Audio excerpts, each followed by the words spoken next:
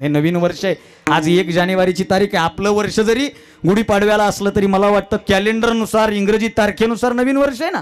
या नवीन वर्षाचं लोक वेगवेगळे संकल्प करतात, ध्येय धोरण ठरवतात. मला हे करायचं. काल रात्री तो लय मेसेज आले मला, काही चुकलं असेल तर माफ करा.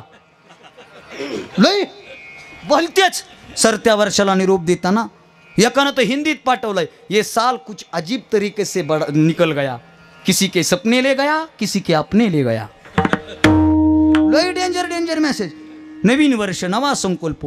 आणि मी बारकाईने हिस्ट्री बघितली, त्या पट्ट्यानं गेल्या वर्षी बी तेच पाठविल तू,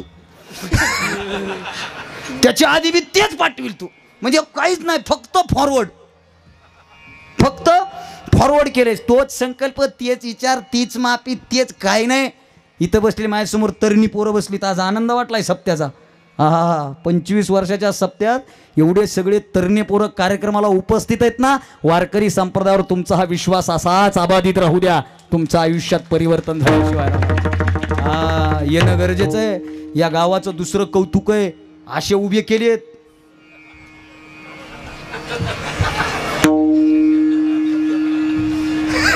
कळालं का काय सांगायलो ते?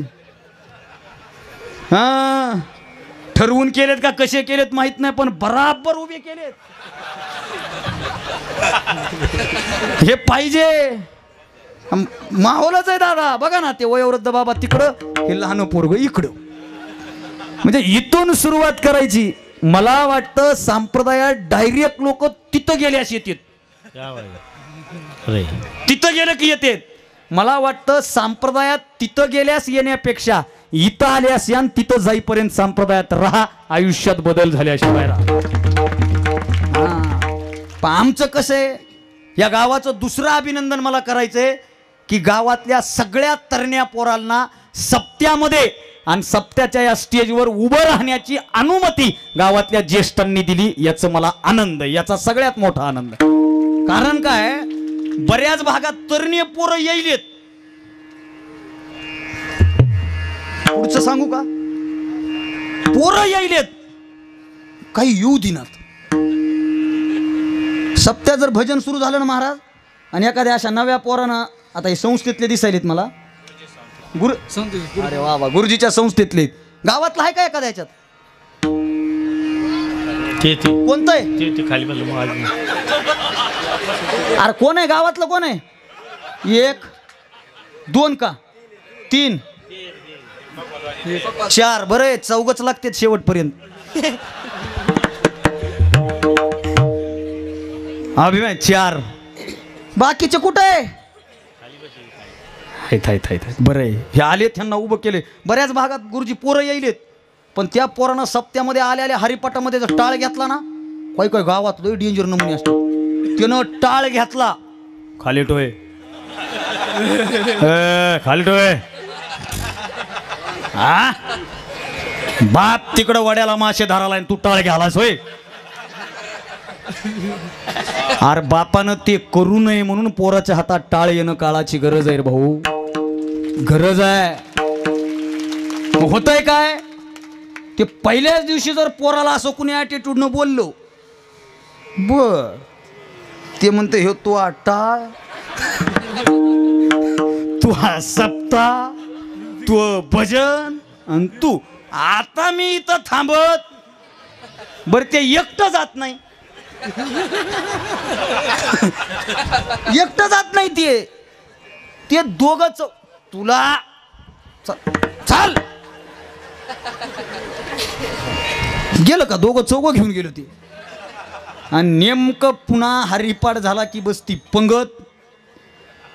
जन टाळ ठुवाय लावलाय ते जेवाय, आणि जन ठुलाय ते वाढाय. ते तिथून निघताय चपाती चपाती चपाती चपाती. ते म्हणतंय ठुई ठुई का, आधी टाळ ठुई, आता चपाती, आता माग चपाती. मग सांगतो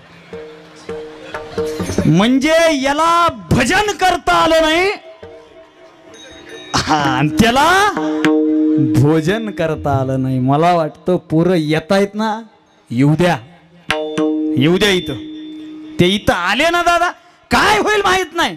हे एवढे विद्यार्थी आहेत ना इथं, याच्यातला प्रत्येक पोरगा आमच्या दादासारखा गायक होईल याची मी गॅरंटी देणार नाही, देऊ शकत नाही.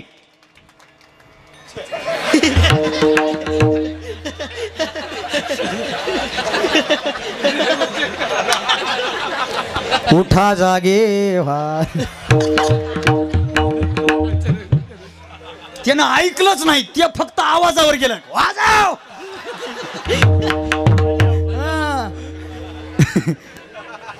याच्यातला ऐका, मी विश्वासानं सांगू शकत नाही याच्यातला गायक कोण होईल, वादक कोण होईल, पण एक विश्वास आहे की समाजामधला एक चांगला माणूस म्हणून तो पोरगा आपलं आयुष्य जगू शकेल. त्याच्यासाठी यायचं इकडं. नाही नाही नाही, दुसरं कारणच नाही. मग आम्ही बारकाईनं पाहिलं दादा. एक गोष्ट सांगू, माझं ऑब्झर्वेशन किती कडक आहे, माझा वारकरी संप्रदाय किती मोठा आहे. चाल पुकारणाऱ्या दादानं गुरुजीला चाल पुढं पुकारली होती, बरोबर आहे. पाठीमागं आमच्या दादाला चाल दिली होती. इथं आल्याच्या नंतर गुरुजींनी त्या महाराजांना सांगितलं की मन पुढं. ते म्हणले नाही गुरुजी. आता हे मला आम्हा तिघालाच माहिती आहे, तुम्हाला आता मी सांगायलो तेव्हा कळाले. ते म्हणले मन. त्यांनी चाल म्हणली, सुंदर चाल म्हणली. पाठीमागं गुरुजींनी चाल म्हणली. गुरुजींनी गादीला नमस्कार केला आणि गुरुजी निघाले ना, आमच्या या दादानं लगेच गुरुजीच्या पायाला हात लावला. हा विचार जगात फक्त वारकरी संप्रदायात. दुसरीकडे नाही. दुसरीकडे एकमेकाचे पाय ओढाय तयार आहेत. हे वारकरी संप्रदायात आहे.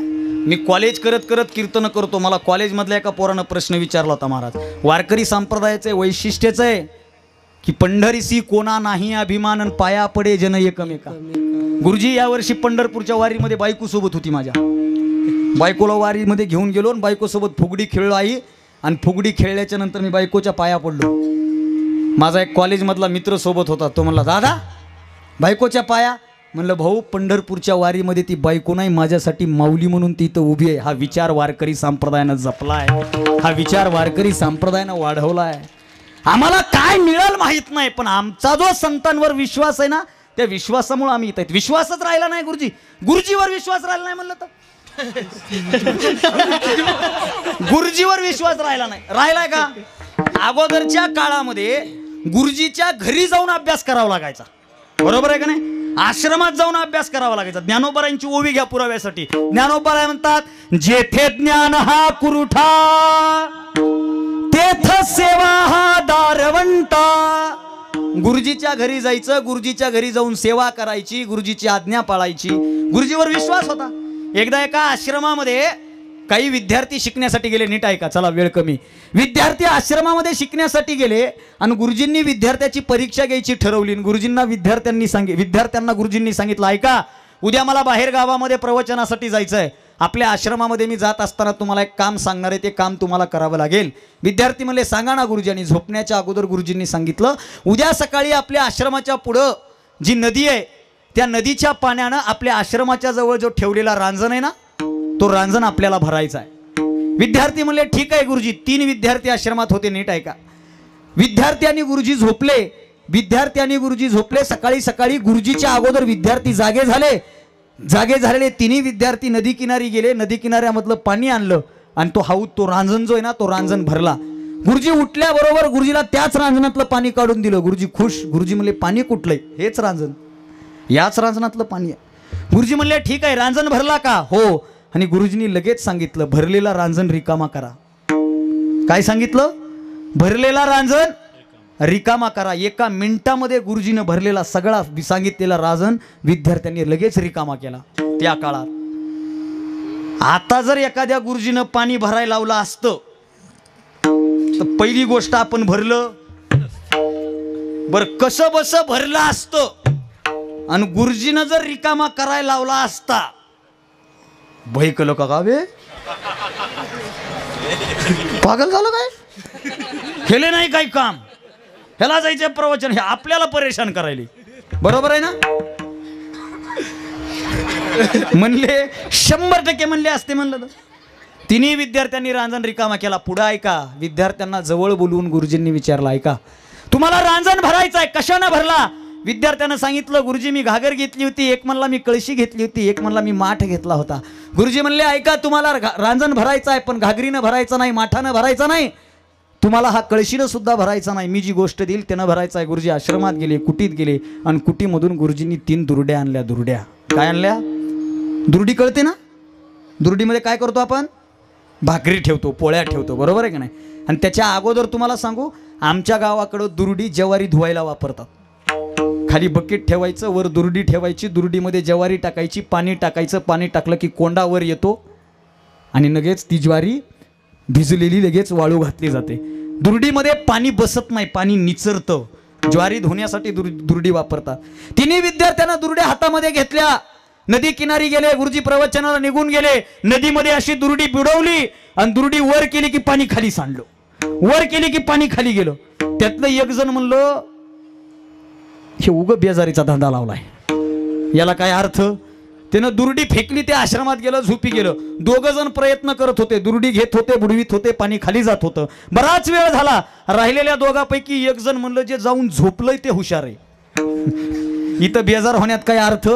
येणं सुद्धा दुर्डी फेकली, राहिला एकच पठ्ठ्या. एकटा वाघ दुर्डीमध्ये असं पाणी घेत होता, पाणी खाली जात होतं, पाणी घेत होता, पाणी खाली जात होतं. बराच वेळ झालं, दुर्डीमध्ये पाणी साठत नव्हतं. पण दुर्डीचं एक वैशिष्ट्य आहे, दुर्डी बनलेली असते बांबूपासून आणि बांबूचं वैशिष्ट्य, बांबू जेवढा पाण्यात भिजतो ना तेवढा तो फुगत असतो. बराच वेळ दुर्डी भिजल्यामुळं ती फुगली, फुगल्यामुळं सांदी मिटल्या गेल्या, मिटलेल्या सांदीमुळं दुर्डीमध्ये पाणी साठल्या गेलं. साठलेल्या पाण्यानं हौद भरला. गुरुजी आले. ज्या दोघांनी दुर्डी टाकून दिली होती ना ते शर्मेनं मान खाली घालून उभे होते.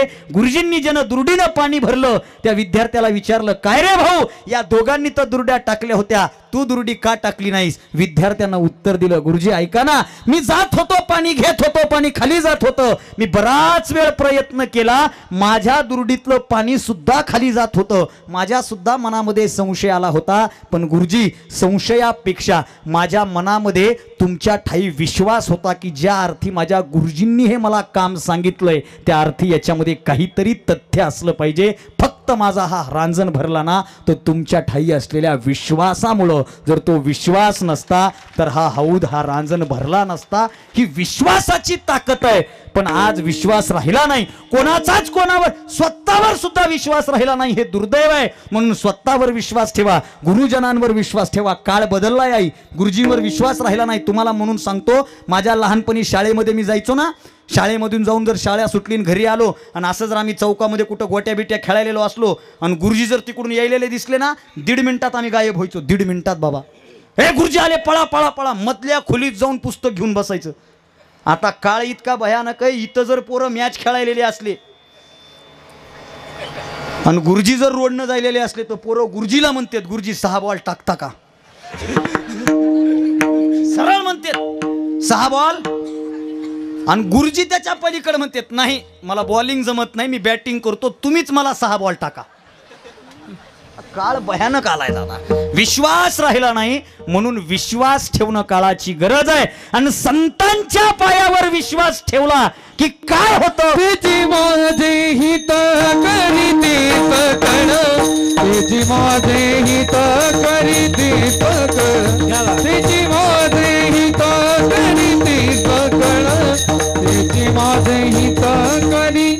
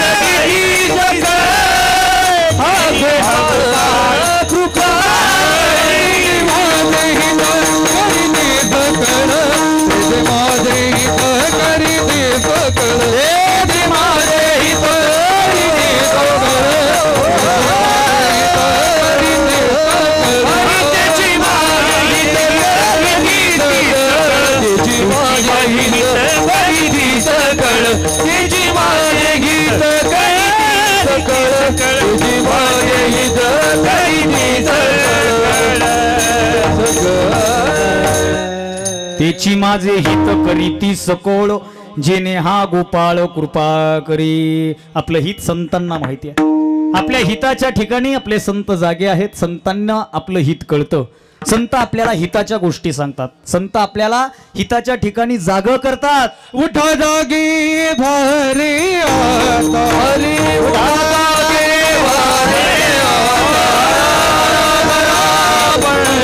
भारी